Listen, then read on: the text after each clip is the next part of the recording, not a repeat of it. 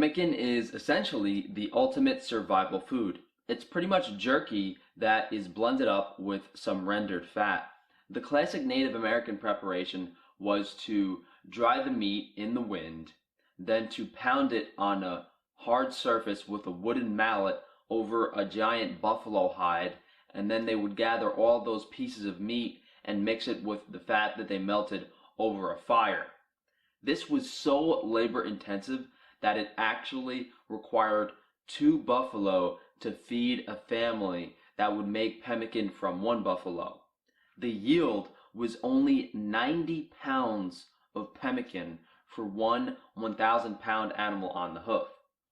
Initially, pemmican was only used in these Native American tribes in celebration or times of famine, but when Europeans moved over to the Americas, it was frequently sold to mountain men and then used as a ration for soldiers in the war. It was actually so important that wars were pretty much centered around this food. If you guys want to read more on the history of pemmican, a great book is The Fat of the Land by Voljamer Stephenson. Not only is that an amazing book for the carnivore diet, but the latter half of that book is only on pemmican. I'll post a link to that PDF down in the comments below. Pemmican is by far the healthiest preserved food we can have, just because there's nothing added to it. You just dry the meat out, you render the fat, you don't add salt, you don't add seasonings, you don't add preservatives, and that's that. If it's made with high quality animal products, grass-fed meat, wild buffalo, wild bison, the fat of these animals is inherently very high in vitamins. So not only is it free of negative components, it is also one of the most nutritious from a nutrient standpoint. In the book I mentioned earlier, The Fat of the Land, they didn't actually seem to get scurvy from consuming only pemmican, but the settlers that consumed salted, cured, and potted meats and traditionally preserved foods did suffer from scurvy. One other interesting note is that fine pemmican is essentially a higher quality pemmican. It was made with the finer cuts of meat as well as the more favored fatty parts of the animal, like the marrow. So tying in with indigenous food preparation and the sheer variety, I'm sure there were many different ways to prepare pemmican and also various qualities of pemmican. What we're going to do is just take some ribeye, slice it as thin as possible, and put it in a dehydrator. The difference between what I do and what most people do when making jerky is going to be the temperature we dehydrate it at. So I'm just going to slice this thin and lay it out on the dehydrator trays. What you want to do here is trim the fat off, and then you can render this fat with the rest of your beef fat when you're making the tallow or lard. And one thing I like doing is I like taking like a mallet, a rolling pin, you can even use your hand. I press down the meat and flatten it out so that it dehydrates quicker. And guys, the cut of meat here really doesn't matter as long as you can slice it thin. Since this is going to get pulverized in a blender, I suggest a cheaper cut. Something the Native Americans used to add to their pemmican was berries, and here I actually have some organic blueberries. These are from Whole Foods. The reason I like these is one summer I went around to every supermarket and I bought every single berry you can imagine, and these were the best tasting berry by far. They were the sweetest, they had the most pungent blueberry flavor. So all I do for the blueberries is I just pour them on the dehydrator rack. And I'm not going to make a lot here. But keep in mind, guys, these shrink so much, and these blueberries aren't exactly cheap. You can make quite a bit more pemmican for the price that you're spending on blueberries if you want to add a lot of them. I'm going to put the meat in the dehydrator, blueberries on top so the meat doesn't drip on top of them. And you could do this in an oven, but then it's not going to be kept at a raw temperature. So dehydrators can stay below 115 degrees, they can go down to 100 degrees. So I'm just going to put this outside so it doesn't smell everything up. And then I'm going to turn it on a low temperature. It's probably going to take 24-36 hours. The difference between fine pemmican or a very high quality pemmican is not only how finely the meat is ground, it also has to do with the type of fat used. marrow fat or fat from a higher quality part of the animal is deemed to be better than trim fat, suet, fat from other parts of the animal. This was in Native American cultures specifically. So here I have some raw beef fat. We are going to render our own tallow fresh. This allows us to control the temperature that it's rendered at, as well as do it slow over a period of time and not have any oxidized fat, essentially. So I got 2 pounds of fat that's going to render here, probably take a couple hours. Yes, you can buy render fat. I don't suggest high omega-6 fats like pork lard or chicken fat. Any of those things are going to be, inflammatory, and the goal of nutrient density won't be achieved. The higher quality fat that we use here, the higher quality the end product would be. For anyone that thinks, oh, can I use clarified butter or ghee? Yes, you can, but I've made pemmican with clarified butter in the past, and people have crucified me for doing so. I think the flavor of clarified butter, and you can make clarified butter raw as well. I do have a video doing that. I think that would be a great option for pemmican, but it is definitely not traditional, so keep that in mind. So the fat's been rendering for a couple hours. We're just going to strain it now into another pot. Now we have some nice golden beef tallow. You can pass this through a finer strainer if you'd like. So I have all my components of the pemmican. I have the melted golden beef fat. We have our dehydrated beef here. And then I have the blueberries. As you can see, the blueberries shrunk substantially.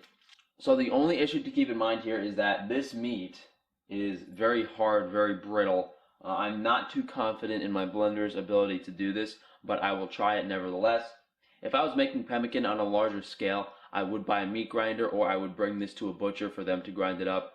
I do have a food processor, but I've tried this in the food processor and it really ruins the blade. In regards to fat to protein ratio and actually making this pemmican, it's important to note that jerky is 1/3 of the original weight of the meat. So it takes 3 pounds of meat to make 1 pound of jerky. In these native groups and indigenous groups, they would consume 6 pounds of meat for every 1 pound of fat. But that was fresh meat. So if we divide that meat by 1/3 that they consumed 2 pounds of dried meat per 1 pound of fat. So our ratio of meat to fat in the pemmican is going to be 2 to 1. Very, very simple. You just weigh the meat, the dried meat, and then you add half as much fat. If you want to read more about the fat ratios in pemmican, that book, The Fat of the Land, goes over how much the soldiers had to eat when they altered the fat ratio. I think they only needed to eat 3/4 of a pound of 80% fat pemmican per day, and the other ones, like 60% fat, 70% fat, they ended up having to eat more and were never satiated on the lower fat content pemmicans. Alright, so first I'm going to weigh out how much beef I have. So 284 grams of beef, we'll add 142 grams of fat after we blend this up. Alright, let's see how this goes. So let's put in 2 pieces. So yeah, this is definitely not something I would do at home. I would definitely bring this to a butcher shop if I was doing this in a high volume.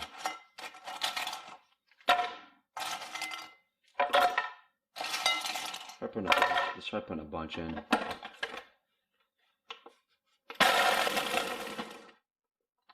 So I think I definitely have hearing issues after that, but it worked.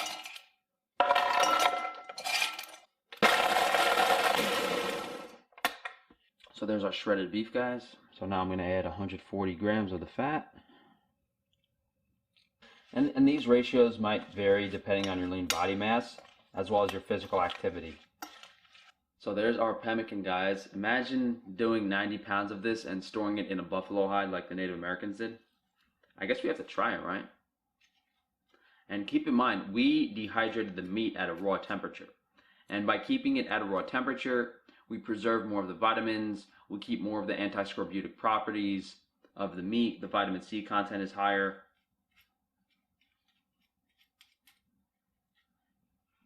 It smells like, doesn't have much of a smell to it, it just smells like beef tallow.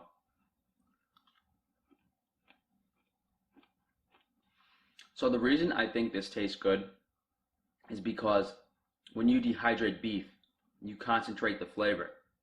This is essentially 3 times more flavorful than raw beef. So it makes a lot of sense. I would definitely not add salt to this, especially since it's a dried food. It would even dehydrate you more. We'll throw the berries in. I remember making this before, and I didn't really notice a difference in taste with the berries. The berries didn't seem to affect the taste too much. I probably just keep the berries and the meat separate and just eat them on their own at the end as like dessert. So there we have a bite with quite a few berries in it. Yeah, I can see how the berries make this more enjoyable. You don't really taste them at the start, but as you start chewing on the berries towards the end, you get that blueberry flavor. So either way, you can't really go wrong. Whether you decide to add berries or not, it tastes perfectly good on its own. I'm sure the berries would add variety if this was the only food you were eating. In regards to storage, it was said that this was kept good for several years pretty easily, and there were some interesting stories in that book, The Fat of the Land, where they kept it for very, very long periods of time and it was fine. I usually put this in mason jars. As I said earlier, they used to wrap this in buffalo hides. I'm sure you could wrap it in some sort of wax paper, or if you're as crazy as me, maybe try to find some sort of leather and wrap it in that yourself.